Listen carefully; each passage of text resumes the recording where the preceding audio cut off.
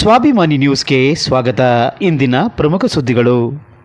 ರಾಜ್ಯದಲ್ಲಿ ಹೆಚ್ಚುತ್ತಿರುವ ನಕಲಿ ಔಷಧಿ ಜಾಲದಿಂದಾಗಿ ರೋಗಿಗಳಲ್ಲಿ ವ್ಯತಿರಿಕ್ತ ಪರಿಣಾಮ ಉಂಟಾಗುತ್ತಿದೆ. ಇದಕ್ಕೆ ಉದಾಹರಣೆ ಎಂಬಂತೆ ಇತ್ತೀಚಿನ ದಿನಗಳಲ್ಲಿ ರಾಜ್ಯಾದ್ಯಂತ ಬಾಣಂತಿಯರ ಸಾವಿನ ಪ್ರಕರಣ ಹೆಚ್ಚುತ್ತಿದ್ದು, ಈ ಬಗ್ಗೆ ಫೆಬ್ರವರಿ 4ರ ಬೆಳಗ್ಗೆ 11 ಗಂಟೆಗೆ ಸಾಗರದ ಪ್ರಮುಖ ಬೀದಿಗಳಲ್ಲಿ ಕರ್ನಾಟಕ ದಲಿತ ಸಂಘರ್ಷ ಸಮಿತಿ ಹಾಗೂ ಕರ್ನಾಟಕ ಅರಣ್ಯ ಮೂಲ ಬುಡಕಟ್ಟು ಒಕ್ಕೂಟದ ವತಿಯಿಂದ ಆರೋಗ್ಯ ಹಕ್ಕಿನ ಜಾಥಾ ಕಾರ್ಯಕ್ರಮವನ್ನು ಹಮ್ಮಿಕೊಳ್ಳಲಾಗಿದೆ ಎಂದು ಕರ್ನಾಟಕ ದಲಿತ ಸಂಘರ್ಷ ಸಮಿತಿಯ ಸಾಗರ ತಾಲೂಕು ಸಂಚಾಲಕ ನಾಗರಾಜ್ ಪತ್ರಿಕಾಗೋಷ್ಠಿಯಲ್ಲಿ ತಿಳಿಸಿದ್ದಾರೆ. ಪತ್ರಿಕಾಗೋಷ್ಠಿಯಲ್ಲಿ ಅರಣ್ಯ ಮೂಲ ಬುಡಕಟ್ಟು ಒಕ್ಕೂಟದ ಸಾಗರ ತಾಲೂಕು ಅಧ್ಯಕ್ಷ ರಾಮಣ್ಣ ಹಸಲರು, ಲಕ್ಷ್ಮಮ್ಮ ಹಿರೇಮನೆ, ಚಂದ್ರು, ದೇವರಾಜ್ ಮುಂತಾದವರಿದ್ದರು. ಪತ್ರಿಕಾಗೋಷ್ಠಿಗೆ ಸ್ವಾಗತವನ್ನು ಬಯಸ್ತೇನೆ. ಇವತ್ತು ನಾವು 4ನೇ ತಾರೀಕು ಸಾಗರದಲ್ಲಿ ಜಾಥಾವನ್ನು ಈ ಆರೋಗ್ಯ ಇದನ್ನು ಕರ್ನಾಟಕ ದಲಿತ ಸಂಘರ್ಷ ಸಮಿತಿ ಪ್ರೊಫೆಸರ್ ಕೃಷ್ಣಪ್ಪ ಸ್ಥಾಪಿತಪಡ, ಹಾಗೆಯೇ ನಮ್ಮ ಮಲೆನಾಡು ಕರ್ನಾಟಕ ಅರಣ್ಯ ಮೂಲ ಬುಡಕಟ್ಟು ಒಕ್ಕೂಟ ಶಿವಮೊಗ್ಗ ಜಿಲ್ಲೆ ಸಾಗರ ತಾಲೂಕು ವತಿಯಿಂದ ಈ ಎರಡು ಸಂಘಟನೆಗಳು ಸೇರಿ ಈ ಒಂದು ಆರೋಗ್ಯದ ಬಗ್ಗೆ ಒಂದು ಜಾಥಾವನ್ನು ಸಾಗರದ ಪ್ರಮುಖ ಬೀದಿಗಳಲ್ಲಿ KSRTC ಬಸ್ ಸ್ಟ್ಯಾಂಡಿಂದ ಹೊರಟು BHO ಮುಖಾಂತರ ಹಾಗೆಯೇ AC ಆಫೀಸಿಗೆ ಬಂದು AC ಅವರಿಗೆ ಒಂದು ಮನವಿಯನ್ನು ಸಲ್ಲಿಸ್ತಕ್ಕಂಥ ಒಂದು ಕಾರ್ಯಕ್ರಮ ಇದೆ. ಈ ಕಾರ್ಯಕ್ರಮದ ರೂಪುರೇಷೆ ಏನಪ್ಪ ಅಂತ ಹೇಳಿದರೆ, ಈ ಹಿಂದೆ ನಮ್ಮ ಈ ಕಳೆದ 2024ರಲ್ಲಿ ನಾವು ಕೇಳ್ಪಟ್ಟಂಗೆ ಕರ್ನಾಟಕ ರಾಜ್ಯದಲ್ಲಿ ಸಾಕಷ್ಟು ಬಾಣಂತಿಯರ ಸಾವು ಮತ್ತು ಮಕ್ಕಳ ಸಾವು ಆಯಿತು. ಇದ್ರ ಬಗ್ಗೆ ಎಲ್ಲರೂ ನೀವು ತಿಳ್ಕೊಂಡಿದ್ದೀರಿ. ಅದೇ ರೀತಿ ಪತ್ರಿಕೆಯಲ್ಲೆಲ್ಲ ಬಂತು. ಕೆಲವರು ಅಧಿಕಾರಿಗಳು ಮತ್ತು ಕೆಲವು ಡಾಕ್ಟರ್ಗಳು, ಮೆಡಿಕಲ್ ಆಫೀಸರ್ಗಳು ಕೆಲವೊಂದು ಆಸ್ಪತ್ರೆಗಳಿಗೆ ಭೇಟಿ ಕೊಟ್ಟರು. ಆದರೆ ಅದು ಯಾವುದು ಪ್ರಯೋಜನ ಆಗ್ತಾ ಇಲ್ಲ. ಅದ್ರ ಬಗ್ಗೆ ಒಂದು ಪರಿಹಾರ ಸಿಗಲಿಲ್ಲ, ಅದ್ರ ಬಗ್ಗೆ ಒಂದು ಸರಿಯಾದ ಕ್ರಮವೂ ಆಗಲಿಲ್ಲ. ಆದರೆ ಅದೇ ಥರ ಮುಂದುವರ್ಕೊಂಡು ಸುಮ್ಮನೆ ಹೇಳಿಕೆಗಳನ್ನು ಕೊಡ್ತಾ ಬಂದರು. ಆದರೆ ಅದಕ್ಕಿಂತ ಈ ಬಾಣಂತಿಯರ ಸಾವಾಗಲಿಕ್ಕೆ ಕಾರಣ ಅಂತ ಹೇಳಿದರೆ, ಪಶ್ಚಿಮ ಬಂಗಾಳದಿಂದ ಒಂದು ಔಷಧಿಯನ್ನು ಇಲ್ಲಿಗೆ ಸಪ್ಲೈ ಮಾಡಿದ್ದಾರೆ. ಆ ಔಷಧಿ ಒಂದು ದ್ರಾವಣದಿಂದ ಆ ಬಾಣಂತಿಯರಲ್ಲಿ ಒಂದು ಸಾವು ಸಂಭವಿಸಿದೆ. ಅದು ಯಾವ ಕಂಪನಿಯಿಂದ ಈಗ ಹೇಳ್ತೀನಿ ನಾನು.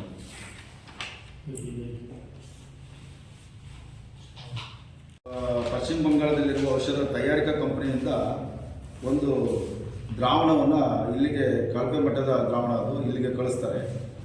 ಆದರೆ ಅದನ್ನು ಇವರು ನಮ್ಮ ಕರ್ನಾಟಕ ಸರ್ಕಾರದವರು ಅದನ್ನು ಪರಿಶೀಲನೆ ಮಾಡೋದಿಲ್ಲ. ಆ ಒಂದು ದ್ರಾವಣ ಸಲೈನ್ ಉತ್ಪನ್ನ, ಈ ಒಂದು ಉತ್ಪನ್ನದಿಂದ ಈ ಬಾಣಂತಿಯರ ಸಾವಾಗುತ್ತೆ. ಆದರೆ ಆ ಕಂಪ್ನಿ ಹಿಂದೆ ಕಳಿಸಿರ್ತಕ್ಕಂಥ ಔಷಧಿ ಕಳಪೆ ಗುಣಮಟ್ಟದ ಅಂತ ಹೇಳಿದರೂ ಕೂಡ ಅದನ್ನು ಮುಚ್ಚಿಸ್ದೇನೆ ಅದೇ ಔಷಧಿಯನ್ನು ಕರ್ನಾಟಕ ರಾಜ್ಯದಲ್ಲಿ ಪ್ರಸಾರ ಮಾಡಿ ಅದರ ಎಲ್ಲ ಮಾರ್ಕೆಟಿಸಿ ಅದು ಆಸ್ಪತ್ರೆಯಲ್ಲಿ ಸಿಗೋದು ಮಾಡಿ ಅದರಿಂದ ಒಂದು ತೊಡಕುಂಟಾಗಿ ಬಾಣಂತಿಯರ ಸಾವಾಗಿದೆ ಅನ್ನೋದು ಎಲ್ಲರಿಗೂ ಗೊತ್ತಿರ್ತಕ್ಕಂಥ ವಿಚಾರ. ಅದೇ ರೀತಿ ಇವತ್ತು ನೀವು ತಿಳ್ಕೊಂಡಂಗೆ ರಾಯಚೂರಲ್ಲಿ ಬಾಣಂತಿಯರ ಸಾವಾಯಿತು, ಆಮೇಲೆ ರಿಮ್ಸ್ ಆಸ್ಪತ್ರೆಯಲ್ಲಿ, ಹಾಗೆಯೇ ಈ ಸಾವು, ಆಮೇಲೆ ಇದೇ ಸಾವಿನ ಬಗ್ಗೆ ನಮ್ಮ ಜಿಲ್ಲಾವಾರು ಪ್ರತಿ ಜಿಲ್ಲೆಯರು ಕರ್ನಾಟಕದ 10ರಿಂದ 15 ಜಿಲ್ಲೆಯರು ನಾವು ಒಂದು ಸಂಘಟನೆ ಮೂಲಕ ನಾವು ಈ ಜಾಥಾವನ್ನು ಮಾಡಬೇಕು, ಆರೋಗ್ಯದ ಬಗ್ಗೆ ಜಾಥಾ ಮಾಡಬೇಕು ಅನ್ನೋದನ್ನು ಈಗಾಗಲೇ ನಾವು ಧರಣಿ ಮಾಡೋಣ ಅಂತ ಒಂದು ತೀರ್ಮಾನ ತಗೊಂಡಿದ್ದೀವಿ. ಈ ಧರಣಿ ಮಾಡೋದು ಬೇಡ ಅನ್ನೋದನ್ನು ಕೊನೆಗೆ ತೀರ್ಮಾನ ತಗೊಂಡು ಸರ್ಕಾರದ ಒಂದು ಆದೇಶನೂ ತಗೊಂಡಿದ್ದೀವಿ. ಧರಣಿ ಮಾಡಬೇಡಿ, ಮನವಿ ಮಾಡಬೇಡಿ ಅಂತ ಹೇಳಿ. ಆ ಮನವಿ ಮಾಡಿದ ಉದ್ದೇಶಗಳಿಂದ ನಾವು ಏನು ಮಾಡ್ತಾ ಇದ್ದೀವಿ ಅಂತ ಹೇಳಿದರೆ, ಜಾಥಾ ನಡಿಗೆಯನ್ನು ಮಾಡಿ ನಮ್ಮ ದೊಡ್ಡ ಬೀದಿಯಲ್ಲಿ ಓಡಾಡಿ, ಬ್ಯಾನರ್ ಇಟ್ಕೊಂಡು ಓಡಾಡಿ ಅದನ್ನು AC ಮೂಲಕ ನಾವು ಮುಖ್ಯಮಂತ್ರಿಯವರಿಗೆ ಮತ್ತು ಆರೋಗ್ಯ ಸಚಿವರಿಗೆ 2 ಮನವಿಯನ್ನು ನಾವು ಮಾಡಬೇಕು ಅಂತ ತೀರ್ಮಾನ ಮಾಡಿದ್ದೀವಿ. ಮತ್ತು ಹೆಚ್ಚಿನ ಸಂಖ್ಯೆಯಲ್ಲಿ ಮಹಿಳೆಯರು ಮತ್ತು ಸಂಘಟನೆಗಳು, ಇನ್ನು ಉಳಿಕೆ ಸಂಘಟನೆಗಳು, ನಾವೀಗ 2 ಸಂಘಟನೆಗಳಿದ್ದೀವಿ, ಬುಡಕಟ್ಟು ಮತ್ತು ದಲಿತ ಸಂಘಟನೆ ಸಮಿತಿಯವರು. ನಾವು ಸುದ್ದಿಗೋಷ್ಠಿಯಲ್ಲಿ ಮಾತಾಡಿದ್ದೀವಿ.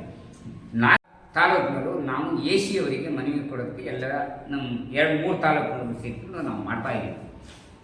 ಈ ಜಾಥಾ ಉದ್ದೇಶ ಅಂತಂದರೆ, ನಾವು ಬಡವರು, ದುಡ್ಡಿಲ್ಲ, ಆಸ್ಪತ್ರೆಗೆ ಹೋದ್ರೆ ವಿಧಿ ಇಲ್ಲ, ಹೋದರೆ ನಮ್ಮನ್ನು ಕಣ್ಣೆತ್ತಿ ನೋಡಲ್ಲ. ನಮ್ಮ ಬಟ್ಟೆ ನೋಡಿ ಕೂಡಲೇ ಗೊತ್ತಾಗ್ಬಿಡ್ತೈತೆ ಆಸ್ಪತ್ರೆಗಳಲ್ಲಿ ಇರ್ತಕ್ಕಂಥವ್ರು ಗೇಟಿಂದ ಹೊರಗೆ ತಳ್ತಾ ಇರ್ತಾರೆ.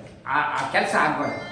ಆರೋಗ್ಯದ ಬಗ್ಗೆ ನಮ್ಮ ಕಡೆಗೆ ಗಮನ ಕೊಡಬೇಕು. ಯಾವುದೇ ಮಾತ್ರೆ ಗುಳಿಗೆ ಔಷಧಿ ತಗೊಂಡು ಕೂಡ ಅವರೇ ಅದನ್ನು ಖರ್ಚು ಹಾಕಿ ನಮ್ಮನ್ನು ವಾಸಿ ಮಾಡಿಸಿ ಕಳಿಸುವಂಥ ಕೆಲಸ ಆರೋಗ್ಯ ಇಲಾಖೆಯಿಂದ ಆಗಬೇಕು ಅನ್ನೋದೇ ನಮ್ಮ ಹಕ್ಕೊತ್ತಾಯ.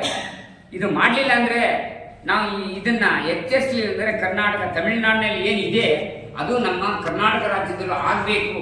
ಆಗದೇ ಇದ್ದರೆ ನಾವು ಇವತ್ತು ಈ ವರದಿಗಾರರಿಗೆ ನಾವು ಮಾತಾಡೋದು ಏನಪ್ಪ ಅಂದರೆ ನಾವು ಇನ್ನು ಎಲ್ಲ ಜಿಲ್ಲೆಯಲ್ಲೂ ನಾವು ಅನಿರ್ದಿಷ್ಟಾವಧಿ ಪುರಸ್ಕಾರವನ್ನು ಮಾಡಲಿಕ್ಕೆ ನಾವೆಲ್ಲರೂ ಬುಡಕಟ್ಟು ಒಕ್ಕೂಟ ರಾಜ್ಯ ಎಲ್ಲ ಜಿಲ್ಲೆಯಿಂದಲೂ ನಾವು ಒತ್ತಾಯ ಮಾಡೋಕ್ಕೆ ನಾವು ಇಷ್ಟಪಟ್ಟಿದ್ದೀವಿ.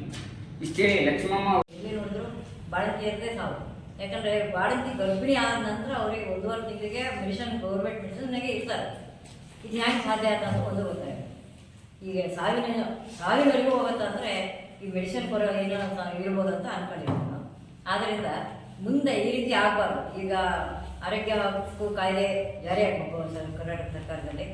ಮತ್ತು ಎಲ್ಲ ಬಾಳಂತಿಗೆ ಎಲ್ರಿಗೂ ಸೂಕ್ತವಾಗಿ ಅವ್ರಿಗೆ ಏನು ಮೆಡಿಸಿನ್ ಕೊಡಬೇಕು ಅದರೆಲ್ಲ ಆರೋಗ್ಯ ಇಲಾಖೆ ಗಮನ ಹರಿಸ್ಬೇಕು. ನಮ್ಮ ಮಹಿಳೆಯರ ಸಂಖ್ಯೆನೇ ಈ ರೀತಿ ಎಷ್ಟು ಮಹಿಳೆಯರು ಬಂದವರು ಭಾರಿ ನೋವು ಅದನ್ನು ಕಂದಮ್ಮಗಳ ಗತಿ ಏನು ಆ ರೀತಿ ಭಾರಿ ಕಷ್ಟ ಆಗುತ್ತೆ. ಆದ್ದರಿಂದ ಈ ಸರ್ಕಾರ ಇದನ್ನು ಗಮನಿಸಿ ಎಲ್ರಿಗೂ ನ್ಯಾಯ ಸಿಗುವಂಗೆ ಮಾಡಬೇಕು. ಮಹಿಳೆಯರಿಗೆ ಅಗತ್ಯವಾಗಿ ನ್ಯಾಯ ಸಿಗುವಂಗೆ ಆಗಬೇಕು. ಮತ್ತು ಈ ನಾವು ಕರ್ನಾಟಕ ಅರಣ್ಯ ಮೂಲ ಬುಡಕಟ್ಟು ಒಕ್ಕೂಟದಿಂದ 4ನೇ ತಾರೀಕು ಜಾಥಾ ಇಟ್ಕೊಂಡಿದ್ದೀವಿ. ಆ ಜಾಥಾದಲ್ಲಿ ಎಲ್ಲ ಸಂಘಟನೆಗಳು ಸಹಕರಿಸಬೇಕಂತ ಹೇಳಿ ಹೇಳ್ತಾ